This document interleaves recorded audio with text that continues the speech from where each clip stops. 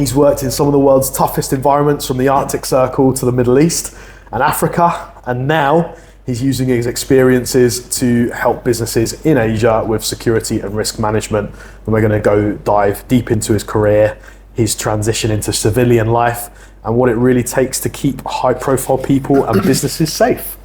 So, yeah, Richard, welcome. Thanks for having me. No worries. I love your profile, if that makes sense. I love your story, and it needs to be told. Mm-hmm. I have to say that when I read your bio, today was the first day that we've met. I've read your bio, and I said to Asa, I was like, wow. I was like, this guy sounds so cool. And having just met you and speaking to you before this, it literally does sound too good to be too true, in the sense of it sounds so movie-like, so surreal in terms of what you're saying, the events you've experienced, the people you've protected, and the way you say it is just so blasé, as if it was just like just another day. Just for me, it wasn't. It was a job, and that's just the way it was. So you started your career in the British Army as a paratrooper, and then you later transitioned and specialised in counter-terrorism. Yeah, so I started off in the parachute regiment, 7th Power RHA, and then I went into something called Special OPs. So counter-terrorism, surveillance, target acquisition, gathering intelligence on bad people around the world. And I spent 4 years doing that, which was super entertaining and interesting. It was something that I didn't know about. Back then, there was no internet, so you didn't know who these people were, and I thought it seems a pretty cool, shady job.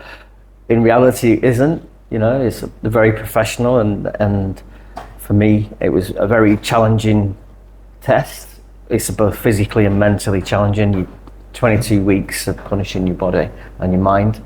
So it was one of the toughest things I did in my life, but probably the best thing that I did in my life to get to that level. So you've worked in multiple conflict zones. What are the biggest lessons you've learned from being there, going into those, dangerous situations? Having belief in yourself is key, and realizing that fear doesn't really matter. Belief in yourself overrides fear. Can I go around that corner and face that challenge? There may be a terrorist around that corner, but having belief overrides that fear. But also is training, right? Always keep training every day to make sure that when you have an incident or you face something bad, you're ready to go. We trained every single day, so every motion became second nature, and that's key as well. So I think training and self-belief in that training. Is that training going to work when, I don't know if I can swear, but if the shit, you can crack on. If shit is the fan and you're faced in an ambush, belief in that training. Mm-hmm. Yeah. Belief in your training, your education, that it's going to actually work. Mm-hmm. And I have to ask, how was the transition from your military career into bodyguarding? I mean, how was that transition for you? To be fair, it was pretty easy, because you're surrounded by like-minded individuals that are trained. You know that you're working in teamwork in the military was key. Teamwork in protecting someone is key as well. So those elements were there, and I was thrown into, my first element of bodyguarding was hostile environment bodyguarding, which differs very differently to bodyguarding celebrities or high net worth individuals. So I was thrown into that. So it was almost a very easy transition, because you were back in environments that you were familiar with. I was familiar with the threat. So it was to be fair, it was quite an easy transition. There was a small gap before I went into that, which was difficult. So I came out of the military, I didn't have a job straight away. Mm-hmm. I actually got a job as a security guard. I had all these skills, and I got a job as a security guard in Tesco's. Oh wow. That was for 4 weeks. Wow. But It was the saddest, most miserablest time of my life, you know? And then I got a phone call out of the blue on Christmas Day 2004 and said, hey, Stan, do you want to come to Iraq and do some bodyguarding? Wow. And then my life changed dramatically. You know, I'd already got that skill set. You know, one of the things that when you leave the military, they give you a small amount of money for a course. I did a close protection course, you know, and that's how it started. Wow. So, I mean, you've protected some of the biggest names in entertainment, the Beckhams. Yep. Paul McCartney.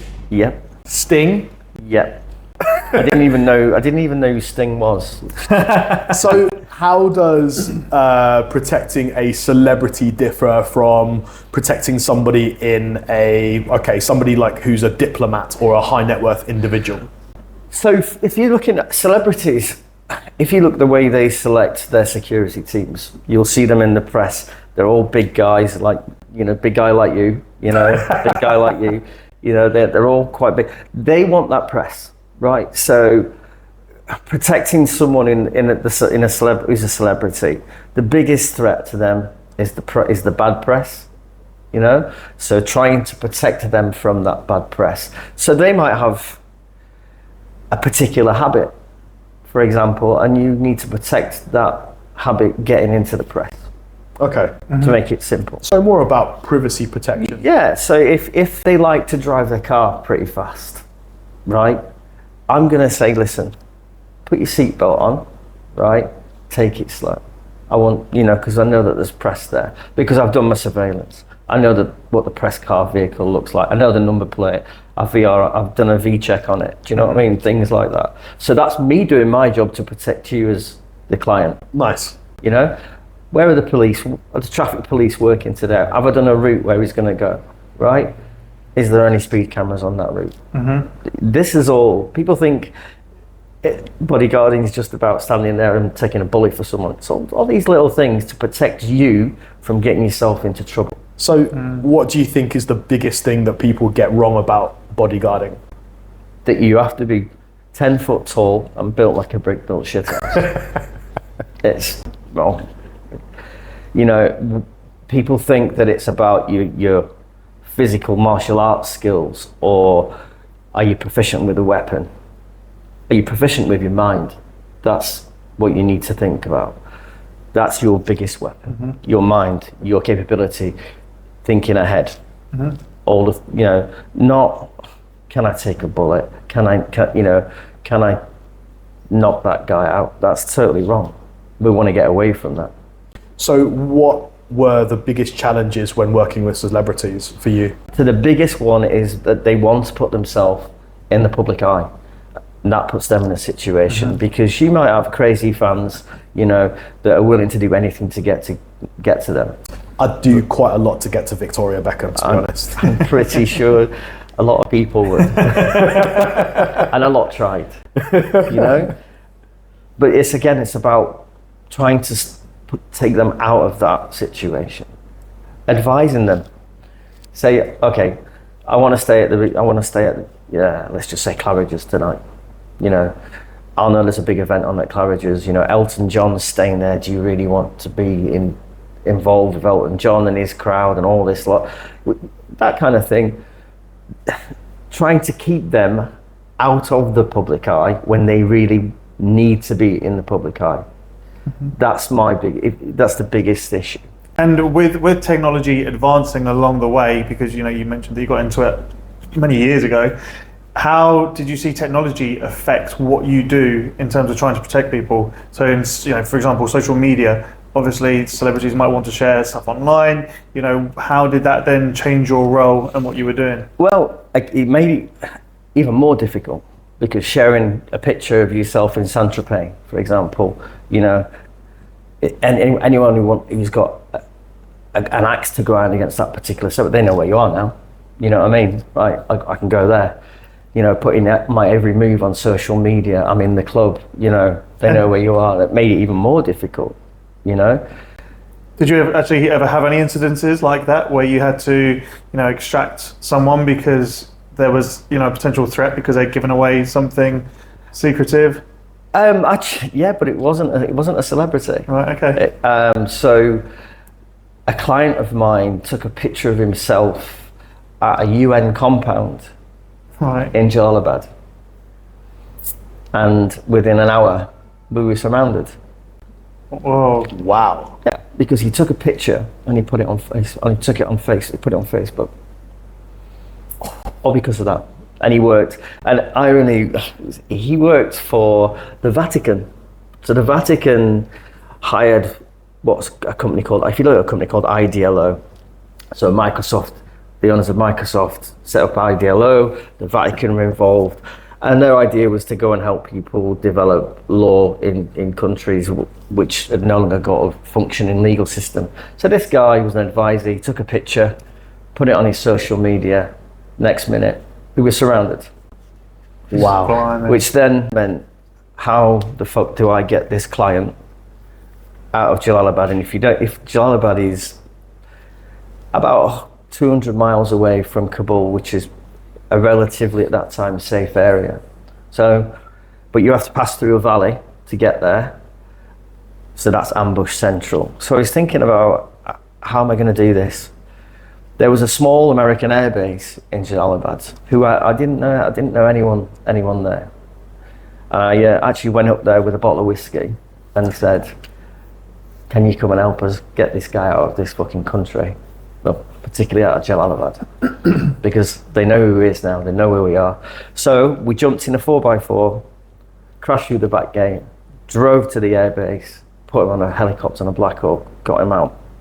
And the strangest thing about that was, I made a call, a judgment, because I said, you know what, that threat is going to come to us. I actually got to Kabul and I got fired that day. Oh. For getting my client out of it. My boss said, nothing's going to happen, you know, it's just a show of force and all the rest of it. And he fired me there and then. No. The next day, the entire compound was overrun by the Taliban. Wow. So everything I did was right. And that was all because he put something on social media. Wow. And that's not anyone famous, you know? Jesus.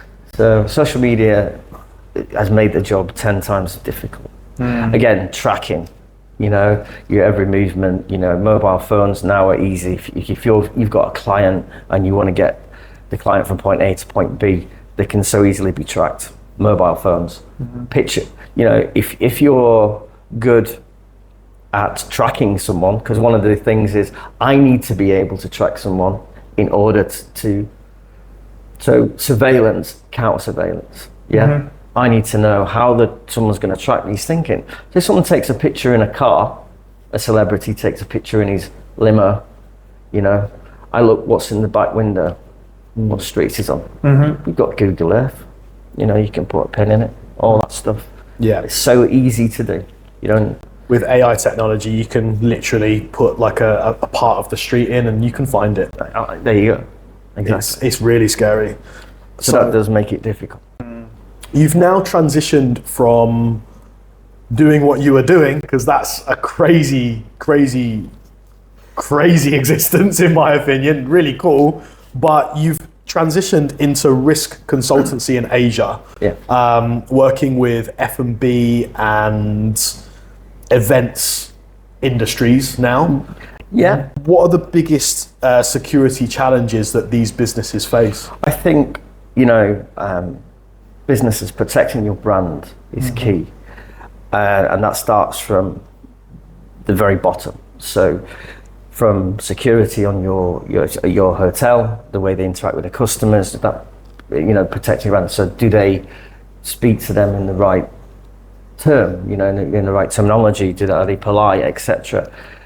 If there's a fight, you know, can you put out a fire at your hotel, you know, things like that. Can your security search a vehicle correctly and make sure that there's nothing in there that can cause a threat to your brand? Yeah. Particularly with Phuket, the island's growing bigger and bigger and bigger. There's more people on the island, so there's more opportunist, you know, there's more opportunity for things to happen to your brand. Phuket is exploding in the sense of it's developing into a wow destination. You know, there's a lot of people that are comparing it to Dubai now, because obviously Dubai is offering this level of wealth, which is incredible, and then Phuket's offering a level of lifestyle which is even more incredible at a fraction of the cost.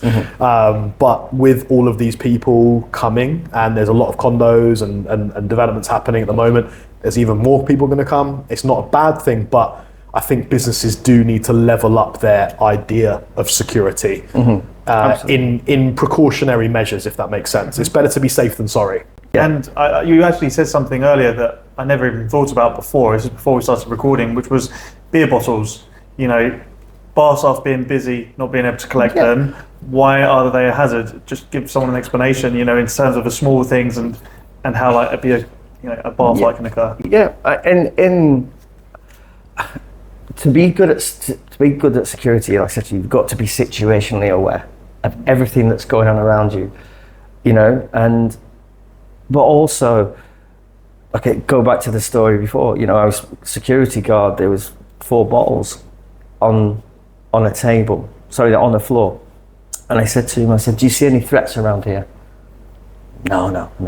I said, "What about those bottles?" Because when an incident happens, and there's incidents that happened recently, you know, the first thing they're going to get is a weapon. Pick up that weapon, and that weapon's going to be used on you, the security guard.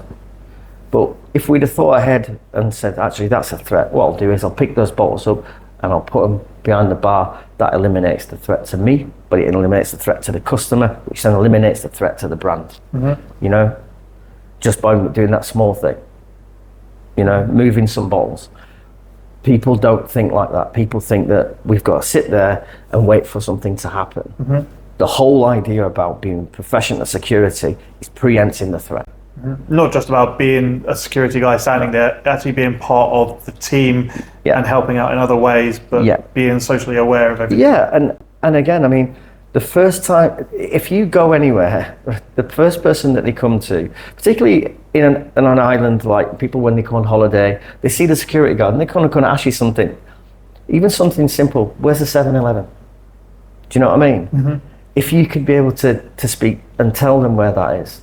You know, some security guards can't speak English, unfortunately. So one of the things that I'm trying to develop, and part of it is give those guys some English skills as well, you know? Because again, that helps your brand. With RSS Consultancy, you're leveling up security in Asia now, and you're teaching, you know, the low-level security guards up to what level now? The one thing that Thailand doesn't have, it doesn't have a set standard. So I'm trying to work with the police, but as a sideline, but I'm going to take it to SIA and Sierra standards, which are the international benchmark. If you want to work globally, right, you've got to have either an SIA or a Sierra standard course. And that's what I want to bring to the island. And that course is in everything. So from man guarding, venue security, all the way up to close protection.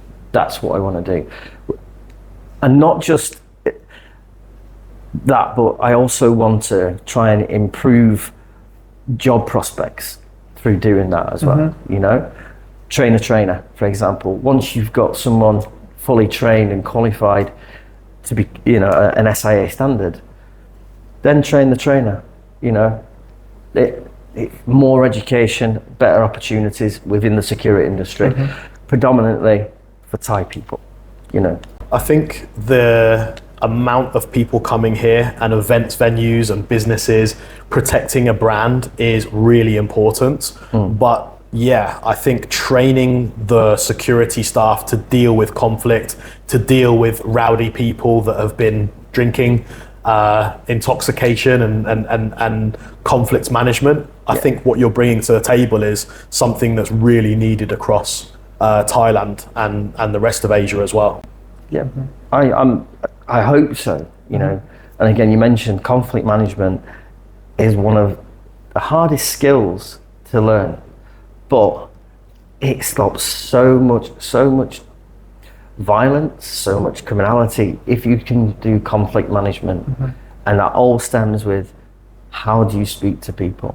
How do you deal with people? That's conflict management. You can go into you can dive deep into the psychology of it, but keep at a simple standard. How do I speak to people?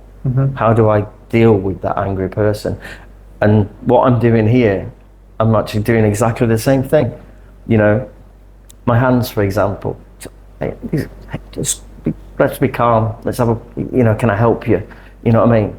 Thailand's been this way. Yeah. Right. Yeah. This is what we see in the press, and your brand gets again. You only have to look. Thailand's a beautiful place. It's a safe place. But it does need to change. Phuket needs to change and evolve with the amazing things that are happening. And security's like left behind a little bit.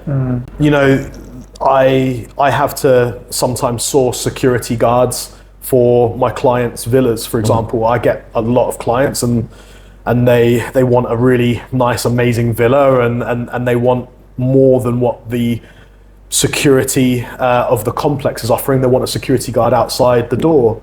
And every time that I look for these security guards for my clients, because we offer a VIP service, I really struggle with the level of understanding. I speak fluent Thai, so the language isn't the barrier. But let's say, for example, the client wants updates on WhatsApp, for example, and you're speaking to the head of security or the management of the security guards and say, oh, our staff won't know how to download WhatsApp. And the level of understanding here is basically left as on the sideline. That's what it is. We won't improve it. We can't improve it. But you've trained Afghanistan security forces. You've trained hill tribesmen. Yeah, so the APPF was a project where all these private security companies were then put together. So we formulated the training program. So we had guys that came from the tribes. They didn't speak English. They had no concept of security, situation awareness, conflict management skills, reading, writing, etc., driving skills. We gave them all that, and again, language was a barrier, it was difficult, but we achieved that. We used interpreters, which is how we would do it here and now. I'm slowly improving my Thai. I'm nowhere near as good as you guys do, but that's we're also, my Thai partner, she's fully supportive of what we're doing, and she's been on this island for a very long time. She's a quite established businesswoman in herself, so I can always we've always leaned on her for Thai issues, and to help with instructing in Thai as well. So every course that we do will be both in English and in Thai. It's strange really, because there's so many people on the island that have started to ask about these courses now, which I'm quite happy about. So I'm, getting on as a new business. I've already done one course with one brand here on the island, so trained their staff, and their security's improved a hell of a lot. So you're obviously raising the bar in terms of expectations and the quality of service you're providing. How do you make sure you maintain that indefinitely throughout? Interesting question, because it's me. I'm gonna. One of the things I tried doing before was try to manage this remotely. Okay, people want to know. I want you to buy into me. My experience. You can look that up. You can verify it. You can check it. I'll be the person that will be overseeing the training. It'll be me that will be seeing the client. I want to know what you want from us. You mentioned, sourcing security for your villas. It's all off the shelf stuff. It's me. I'm going to say, right, what does your client want? What's important to them? What do we need to safeguard? Looking at where they live and doing a risk assessment, all that. Security companies don't do that. They just send you a guard, don't they? Pretty much. So it's going to be me that's going to come and do that. I'm going to give you a full risk assessment, and then you'll see, oh, actually, I might need. You can then look at the building. See, you're building a new villa, right? You might have to make some slight changes to your technology, your CCTV or your entry and egress systems and things, just because we've done that risk assessment with the client. It's me that we're coming to do that.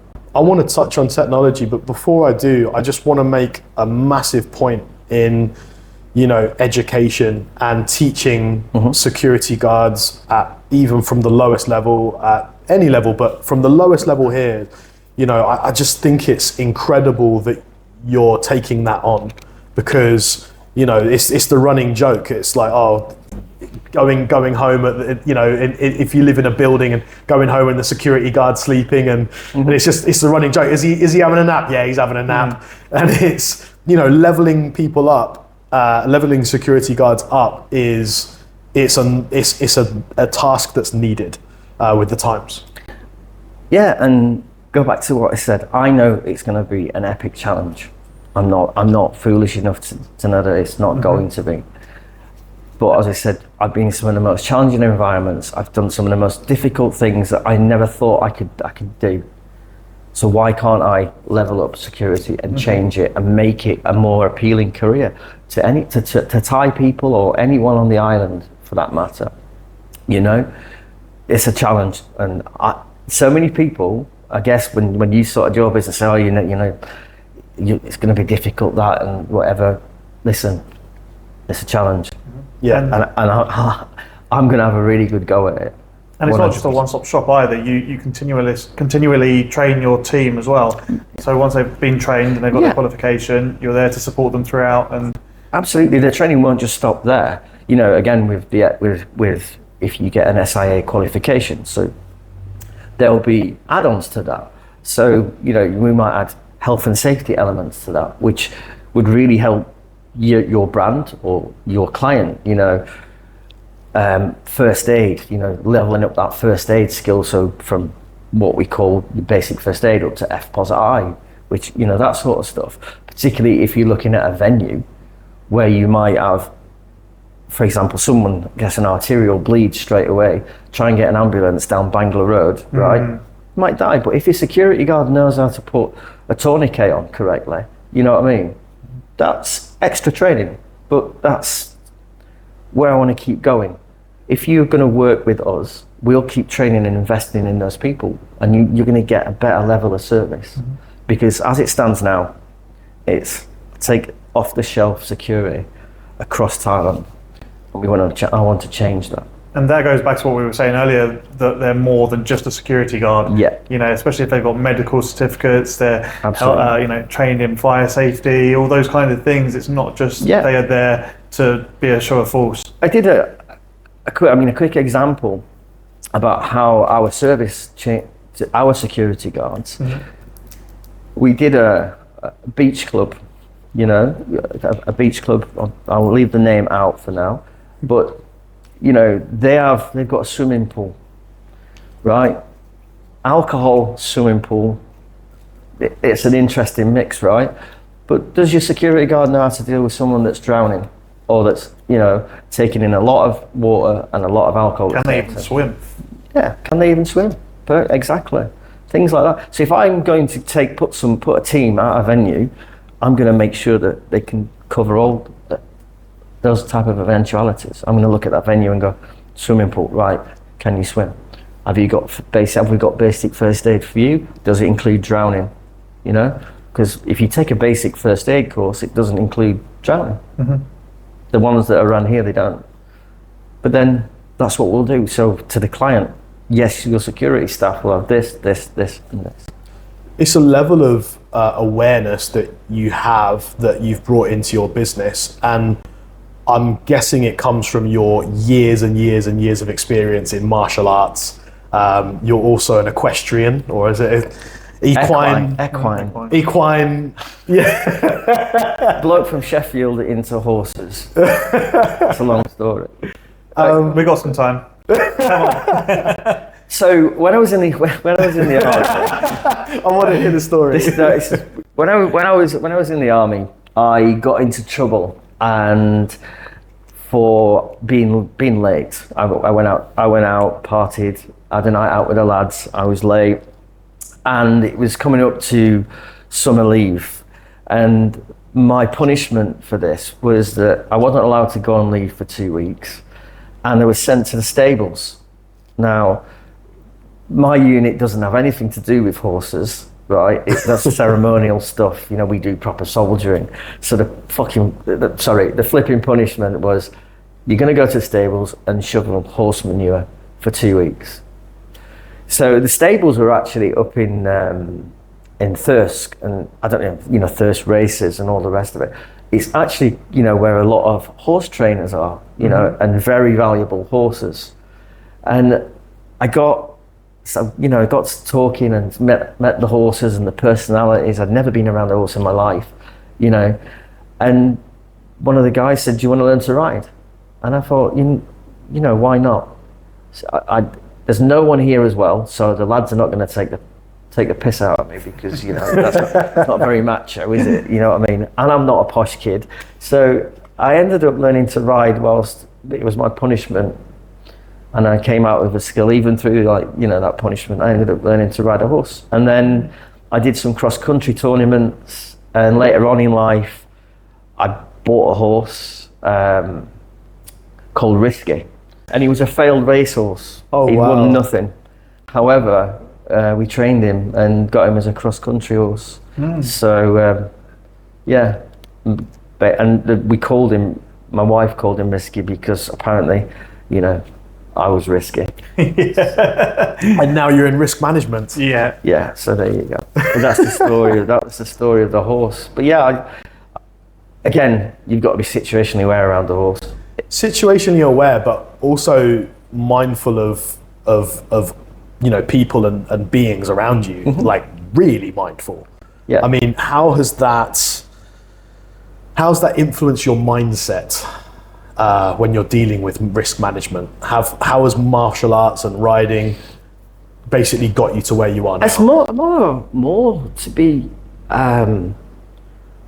martial arts more than riding, to be fair. I mean, since I was 7 years old, and, you know, learning martial arts as a child and watching people, how they behave, you know, in a ring, outside a ring, that's made me situationally aware, and dedicating myself to that art. My father made me do. I didn't, you know, made me. What were you forced into? I was forced into martial arts. Everything. My dad did everything to keep me off the streets. You know, martial arts, football. I mean, I was going to a gym at 13 years old. Yeah, they do that now, but back in, you know, 1991, kids weren't allowed, you know, you weren't allowed in the gym unless you were over 18. You know, it was seen as a bad thing, but I was in a gym and I was actually in a gym with people from salubrious backgrounds. You know, it was one of these back alley gyms. They were older faces, the gangsters and all the rest of it. And that made me even more situationally aware, because I learned how these people behaved, you know, and I took that away with me, you know, again, watching how they fought, you know, how they actually picked their victims as well, because some of these people weren't nice people. So watching how they did it and listening to that, I took all that on board. Yeah. You know, and it's, you know, listening to those bad people. If you look at people like Ted Bundy, for example, you know, how did they select their victims, you know? Listening to these people is the same thing. So I was taking that away. So how were they going to attack someone? So I now need to situationally be aware to understand how they're going to attack someone. And this is all in the gym, you know. And like I said, it was a back alley gym full of some interesting characters in the city, you know. So yeah, we were, you know, criminals, and high-profile criminals as well. So I mean, from, you know, being a kid in Sheffield to joining the paratroopers to becoming a bodyguard and, you know, taking private security jobs, your career's taken you all over the world. What's been your biggest key takeaway from all of that? My biggest key takeaway: believe in yourself. 100%. Believe in yourself. You know, all of these things I never thought I could achieve. At 15 years old, I didn't think that I could have achieved any of what I've achieved, you know, and I had to find that self-belief in myself. And I think I can name exactly where it came from. You know, when I was a kid, I was a bullied kid. I had all these skills. I had a good body. I had these skills in martial arts, but I was still a bullied kid. You know, I was still a kid who had the wrong shoes, couldn't afford them. They used to have a bully that used to put me in the queue to get his dinner. Until one day, I said, no, I'm not getting your dinner. And I had a fight with him at school. Life changed. I believed in myself. I got stronger, you know, I got fitter. And then I just continued with that belief. And you have to have it, you know. And don't get me wrong, there's been times in my life where I've slightly doubted myself. You know, you put yourself in some hostile situations or taking care, protecting certain people, but that belief's overrode that.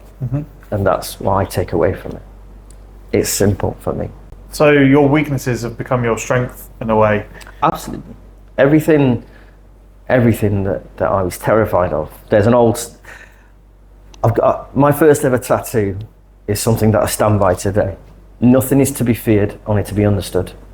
And that actually, it doesn't come from ninjutsu or whatever. It actually comes from Marie Curie, from cancer, when they're developing cancer. And I take that into everything.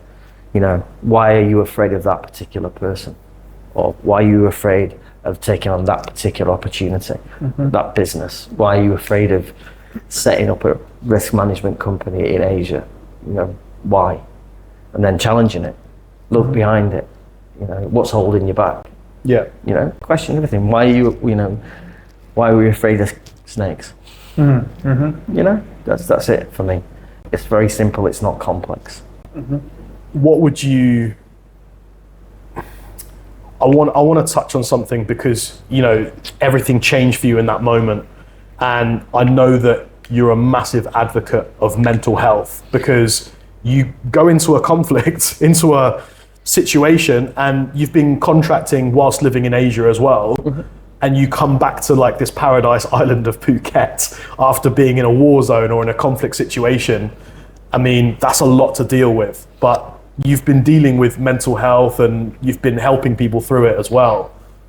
Yeah. I mean, again, I didn't know that I was struggling with my mental health. I didn't know that I had PTSD. You know, I didn't think there's anything wrong with me. I never reached out. I just cracked on with my life. And my wife left. And, you know, and the children and all the rest of it said, you know, you need to go and see a doctor. No, I don't. And for years I didn't.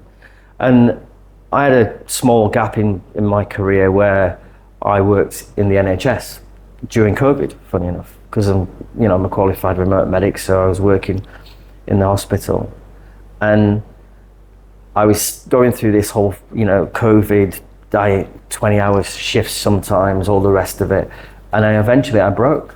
You know, I had this day, I was living I'd lost everything. The house had gone, the cars had gone, everything. The children had gone, I lost a lot. And I was sitting in a small apartment, not even an apartment, a bed sit. It was pissing down with rain. And then I made this ultimate decision, you know what, I'd had enough. And I decided to take a walk, and where I lived at the time was right by a cliff. So it was easy. I got drunk, took myself to that cliff. Fortunately, there was a dog walker walking by, sat and talked to me and pulled me back from that cliff, to be fair. The police came, they took me to a hospital, and then I got assessed. And I told them the stories that I've told you and a million more, you know, being blown up 3 times, you know, ambushed, shot, like all this macho nonsense that I call it now, you know, and got assessed with PTSD. So I started treatment and I got better. But again, with mental health, you have to manage it every single day. It doesn't go away. It's not like fixing a broken leg. Every day you manage it. And this island helped me dramatically because I came here And I got better, and then I got invited here on a holiday. I lost my father, and I could see myself dipping again, because that's what happens with mental health if you don't keep on top of it. And I came to this island and ended up surrounding myself with some amazing positive people, with so much positive businesses here as well, i.e. health and well-being, the medical care here, all that sort of stuff. I actually went and got a medical. I never had a medical in ages. I stayed away from hospitals. I had it all done, Again, like the addiction, my addiction was alcohol, You can manage that here. I surrounded myself with really positive people, and they're still surrounding me now, and I meet more positive, and that mental health gets put even, the episodes happen less and less and less, the sad days get less and less and less, because I came to this island and it accepted me, and I'm so grateful for that. And that's the reason behind what I'm trying to do, the business is trying to give something back to the people by helping them and training them, and helping all those people that help me. Mm-hmm. Because ultimately, the secret behind me doing my job was to always help and protect people. Mm-hmm. And I just want to help and protect the people that helped me. Mm-hmm. Does that make sense? Yeah, it really does. Me. It really does. I mean, obviously, what you've been through has been difficult, and it's changed, every aspect of your life, enough to move to Asia as well, and use this as your base. Yeah, it was a huge challenge, to give up my home in the UK and just decide to stay. Mm-hmm. And again, I was lucky enough to be given the option to stay, and I remember the day I was going to the airport, and I turned around and went, no, this is home now, and this, these are my people, and that's it, and that's why I'm super happy to be on this island and surrounded by all these super amazing people. To be fair, you know what I mean. So it's And in your opinion, do you think there are still many opportunities for someone to come to Phuket, for example, and want to set up a new life? Do you think there's opportunities around? I think absolutely. I think as Phuket is growing and developing, which it is, I think there's ample opportunities for people to open businesses in all walks of life, business, for sure. And I hope that happens. To be fair, but yeah, definitely, it's not easy. Certainly not easy to start setting up a business in a country you know very little about. But there's definitely opportunities for sure. Yeah. So I just wanted to basically put a face to a name, if that makes sense. You see logos for security companies when you're searching for them, security consultancy, and people just go, oh, they do that. But I think what you're offering this region now is definitely needed. It's basically leveling up, brand security, personal security, and actually giving the security guard more than just a security purpose, if that makes sense. Yeah. And I wanted to show the person that's behind it, because you're a real person and your goals are really, they're noble. Mm-hmm. Thanks. Yeah, and you've hit the nail on the head. That's exactly what I want to do. So I am a real person, and most of these companies that are out there, they're just a business. You don't see the person behind it or what they're about. But I'm a very straight and honest and direct person. You can ask any question you want, whether you're a client, or you want some help. That's just the way I am. So yeah, this is me behind the business. Business is me. Well, thank you so much for coming. You've given us such a broad spectrum of stories. Mm-hmm. I don't know if there's anything. I want to ask a million more questions. I just don't want to go over the time. Yeah, I mean, knowing some of your background already from before, you've got so many stories. We could spend hours hearing some of your stories, and we'll probably have to have you back on the show at some point and see what else we can extract from you. Oh yeah, there's definitely some stories for sure. For Nice. sure.